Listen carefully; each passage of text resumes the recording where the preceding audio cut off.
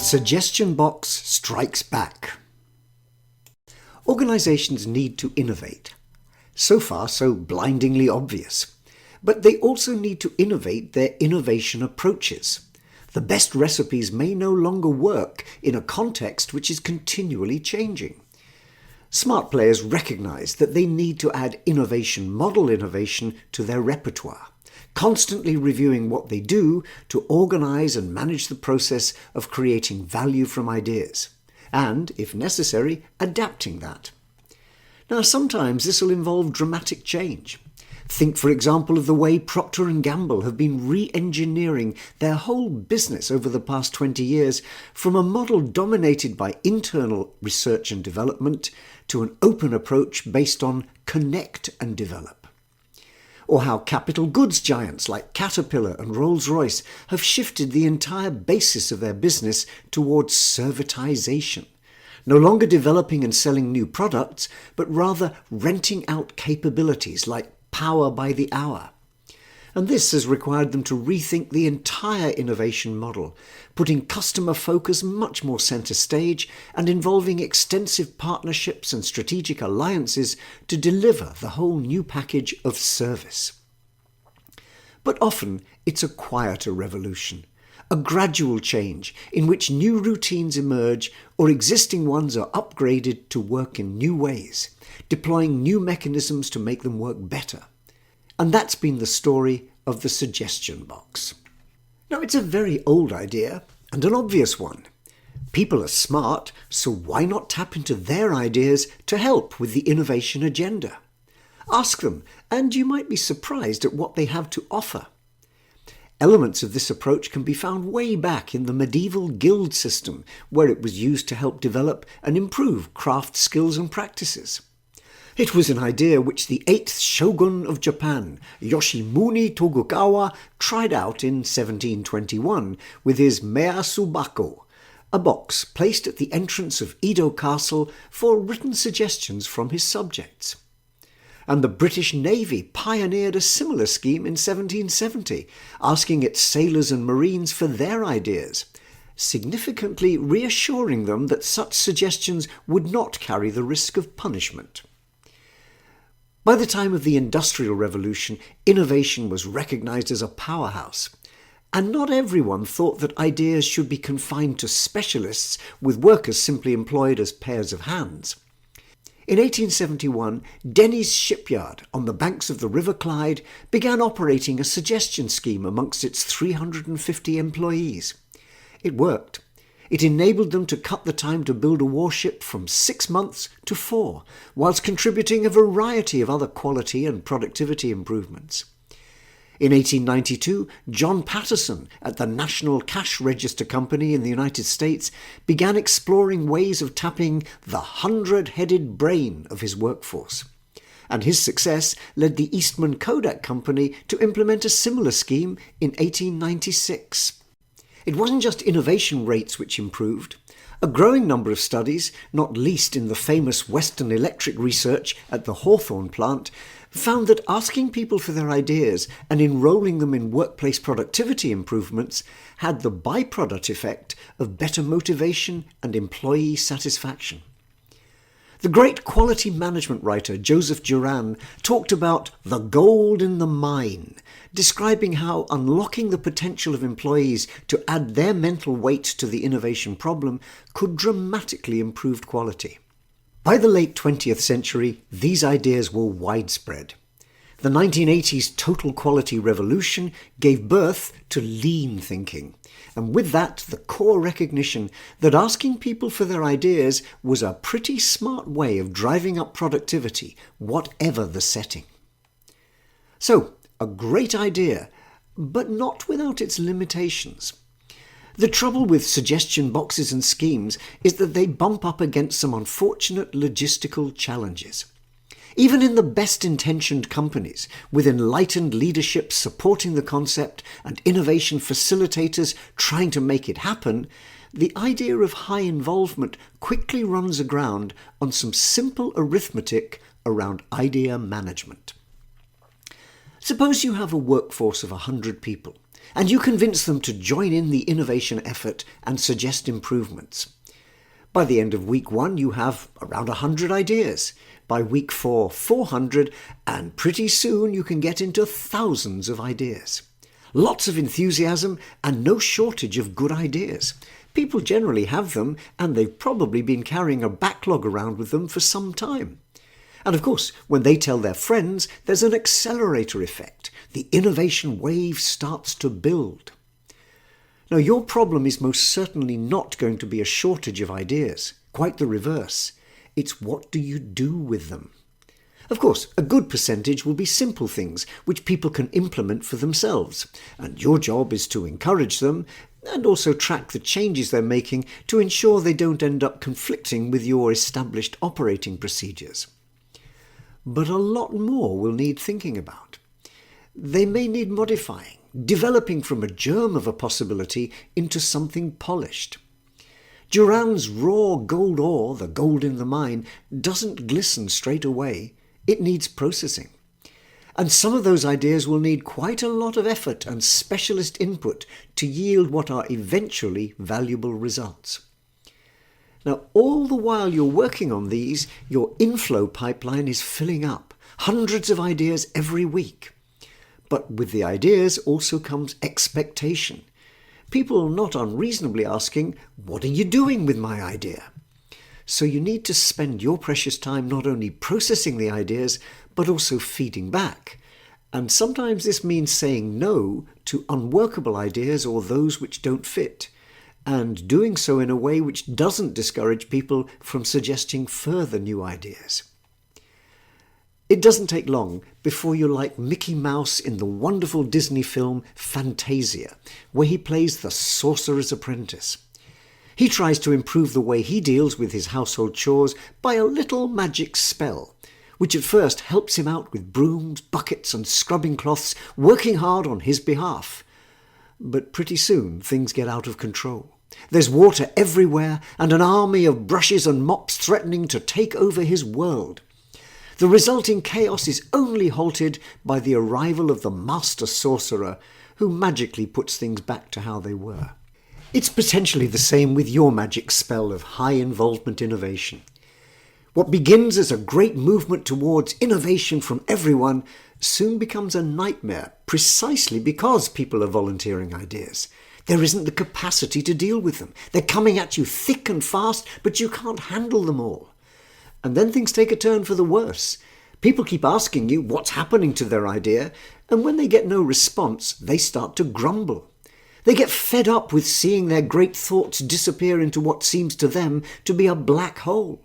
Nothing seems to happen, and so they stop bothering to make suggestions and slip back into simply doing what they're told, albeit with a bad grace.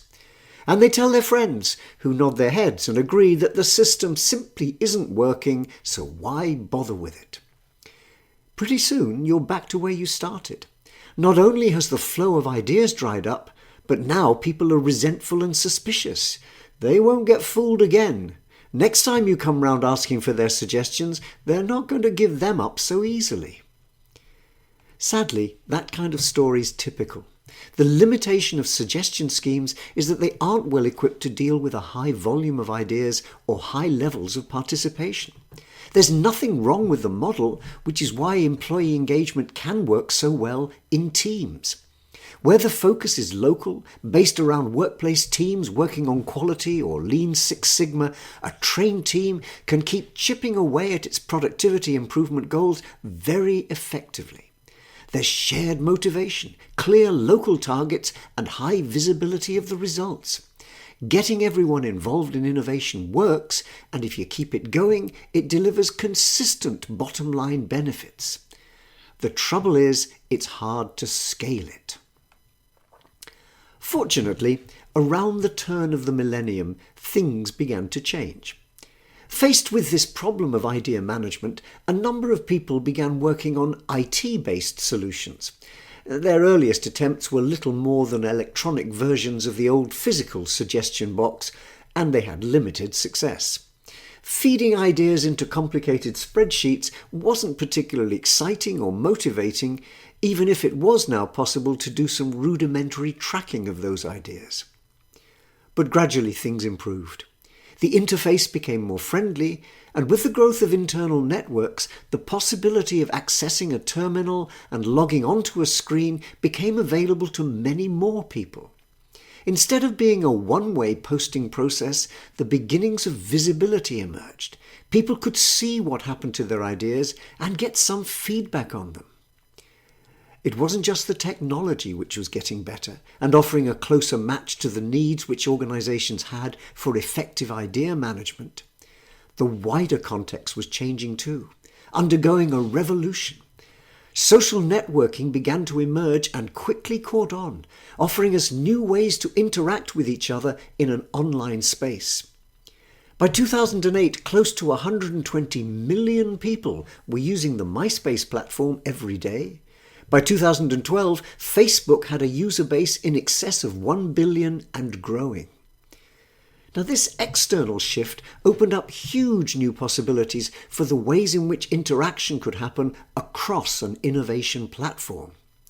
People could not only connect, but also share, like, comment, build the conversation, all features which developers of collaborative innovation platforms saw as rich in possibilities for their offering.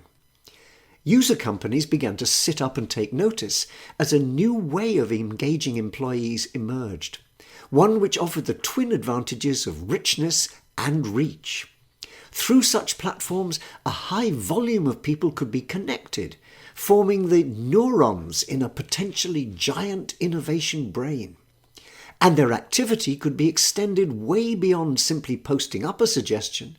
They could comment on other people's ideas, like or suggest modifications, join virtual teams, building and shaping ideas into real innovation possibilities. As if that wasn't a strong enough impulse to regenerate interest in high-involvement innovation, we also discovered crowdsourcing as an approach to collecting ideas. Now, this wasn't a new concept. Way back in 1714, the idea of taking a big and apparently intractable problem and asking a lot of people for their help in solving it had been deployed to great effect. Faced with the growing crisis in navigation caused by ships' captains being unable to calculate their longitude accurately because they lacked a reliable portable timepiece, the British Admiralty launched what we would recognise today as an innovation contest. With the support of the King, and with the attraction of a significant financial prize, the challenge was taken up and solved very effectively. The winning and wonderful design by John Harrison was soon being fitted to all the ships in the British Navy as standard equipment. Now, broadcast search of this kind undoubtedly works. The trouble was that in those days it was a difficult process to organise and manage. But with today's powerful communications infrastructure, it's possible to set up and run an innovation contest in an afternoon and to reach out to the whole world for answers. Idea marketplaces have sprung up all over the internet, connecting seekers of solutions with potential solvers. One such platform, innocentive.com, currently has a population of regular solvers over 500,000 strong, all offering their input to the various challenges posted on the site. Tapping into such collective intelligence in this way isn't just about increasing the volume of ideas coming into the system. Its real value is in extending the reach, drawing in ideas from across the long tail of different perspectives on the problem you're trying to solve. Karim Lakhani and colleagues have highlighted this effect in their detailed studies of traffic across the innocentive.com platform. They found that the benefits came not from having tens of thousands of people working on your problem, but from the diversity in approaches which they brought. Fresh minds, new insights, alternative ways of framing the problem. Today's collaborative innovation platform resembles its suggestion box predecessor in outline only. It's still a way of collecting ideas from employees. But it does so in an interactive space in which challenges can be posed, ideas suggested, comments added, and shaping and welding together multiple knowledge sets and experience can be enabled. And in doing so, these platforms open up the very real possibilities of high involvement innovation, getting everyone to contribute to the innovation story. And they work. There are countless case studies drawn from contexts as different as aerospace and agriculture, medicine to microelectronics manufacture. High involvement works in the public and not-for-profit world as well as in the commercial one. And the targets for such innovation range from straightforward cost savings and productivity improvements to creating new crisis responses in the world of humanitarian aid, or finding ways to improve access to shelter, healthcare and basic needs in the world of international development. Where it was once the exception to find firms like Toyota reporting high levels of participation and harvesting the benefits emerging from millions of suggestions, it's now commonplace to find benefits reported in terms of million-dollar savings. One of the founder companies in the idea management field, Imaginatic, has a running total on its website suggesting that their platform has enabled over 2 billion ideas to be suggested, generating over $1 billion worth of savings, and similar data emerges from other suppliers of the technology. But it's not just the raw return on investment which collaboration platforms offer, though these benefits are impressive. Their real value lies in the way they've matured to enable systematic innovation routines to work at scale and across the entire process of innovation, not just front-end idea generation.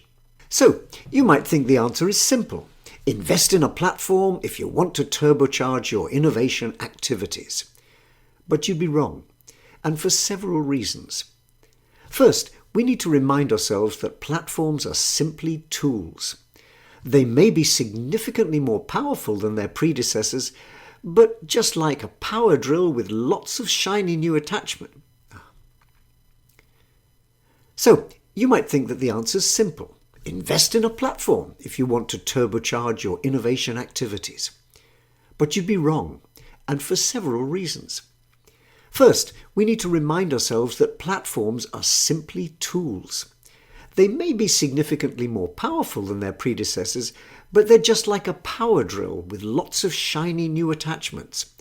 In the hands of an inexperienced amateur, it won't deliver, and it might leave you with a series of unsightly holes and marks on your wall. And in particular, innovation platforms need embedding in a culture which supports the underlying values and behaviours associated with high involvement. If you don't actually believe that everyone can contribute, or if you believe it but don't commit the resources to train and enable people to deliver their ideas, then your investment in a platform will simply be a white elephant. What will make it work is a culture, an integrated suite of behaviours which are articulated, supported, reinforced until they become the way we do things around here.